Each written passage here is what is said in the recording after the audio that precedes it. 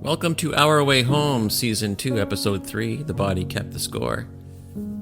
This is a place for the quiet work, the kind that doesn't rush to answer, the kind that listens before it speaks. In a world moving faster than our hearts can sometimes follow, this is a space to slow down, to notice what you're carrying, and to remember what still belongs to you.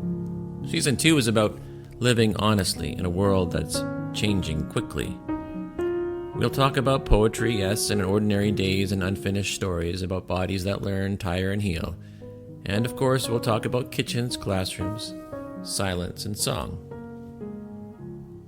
And this season, we'll also acknowledge something new. We are all learning how to live with artificial intelligence, not as a replacement for our humanity, not as an authority over our lives.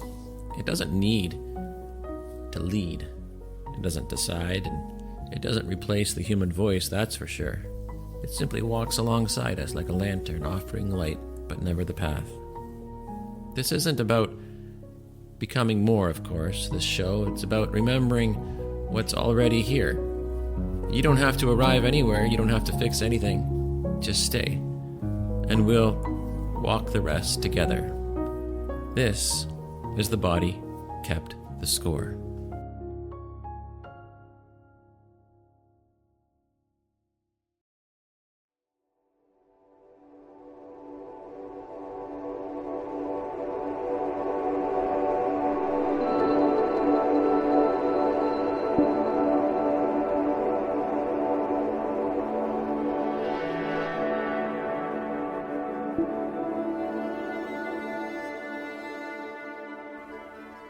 There is a moment when the body speaks and we finally believe it.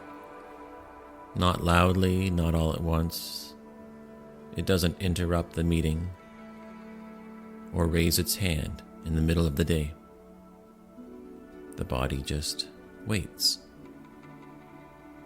It tightens, shortens the breath, stiffens the shoulders. Just enough that we begin to live smaller without realizing it. The body is patient. It holds what the mind keeps postponing.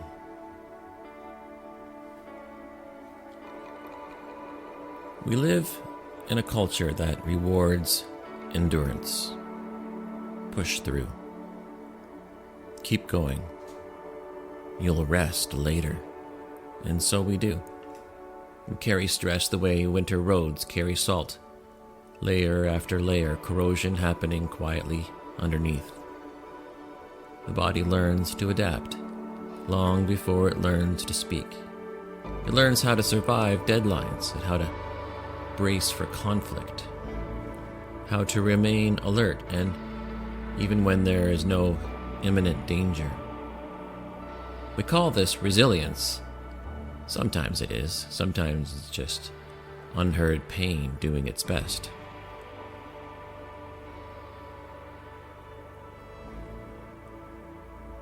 In Canada, the seasons teach this lesson clearly. If we're willing to watch, winter doesn't arrive suddenly. It hints first. A sharper wind, earlier darkness, the body adjusting before the mind agrees. We layer up, hunch slightly, and move differently. By the time the cold is obvious, the body has already changed. This is how stress works too. This is how grief works too, and how adaptation works. By the time we notice something is wrong, the body has already been carrying it for, well, years.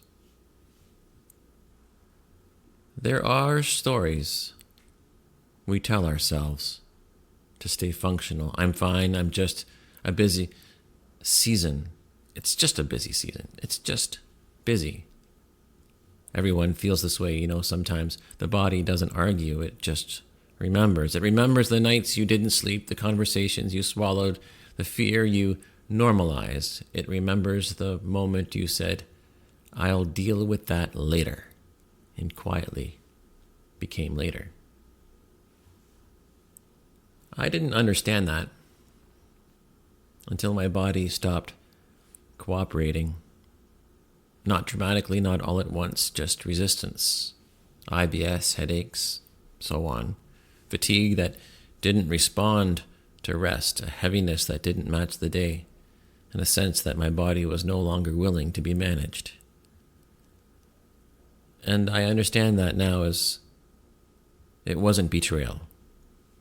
It was just communication.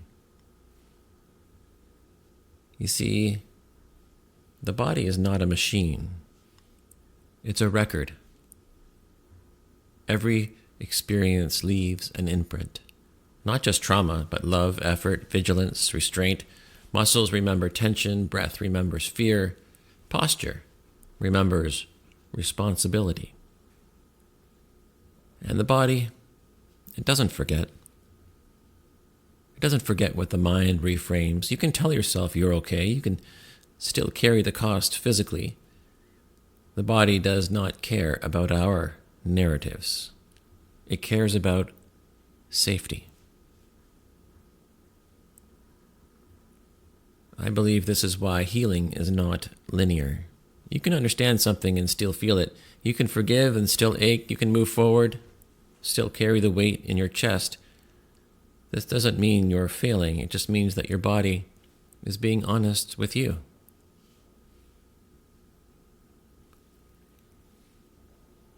We live in a time obsessed with metrics. Steps, sleep, heart rates monitored, pain quantified. Technology is very useful and very helpful here. Sometimes profoundly so. Illness, disease, extremely helpful. But data is not wisdom. Numbers tell us what, and bodies tell us why.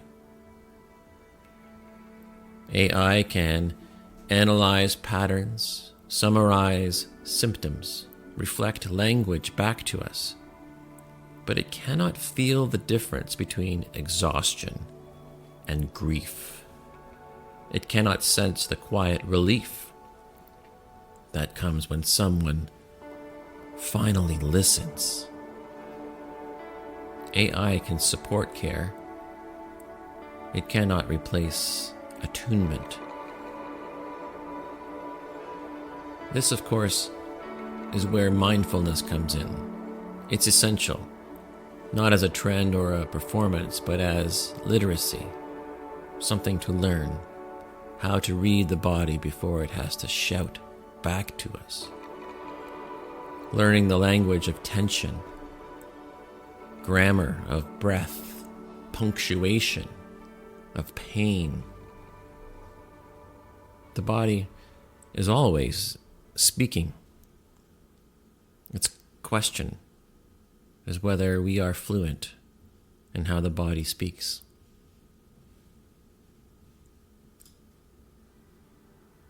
There is a moment just before the body shuts down, before illness forces some rest and burnout names itself. A moment when the body whispers, "Slow down. Stop reaching. Put something down." And this is the moment most of us miss because it doesn't arrive with urgency. It arrives subtly. And subtly is easy to ignore in a loud, noisy world. But if we learn to notice that moment, to respect it, the body does not need to escalate. The body does not want to stop us. It wants to keep us alive inside the life we're living. Listening to the body requires compassion, not discipline or control. Compassion, of course, the willingness to believe what the body is saying without arguing, the courage to rest before permission is granted, and the humility to accept the strength, including stopping. This is not weakness. I would say this is called maturity.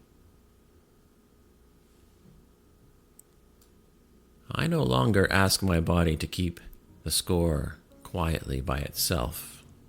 I ask it questions. What do you need today? What can wait?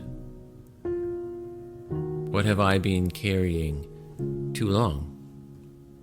And sure enough, my body answers. When it trusts, it will be believed. When I listen, something extraordinary happens. I return to myself before I have even been brought back. Before I've even been brought back home, my body listens. It tells me in my breath, in my voice, in the way I walk, back to myself.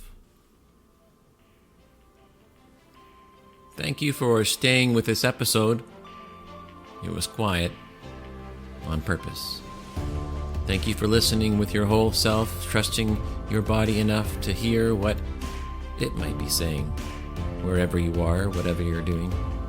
But before you go, I leave you with one question, not to answer quickly, not to push through.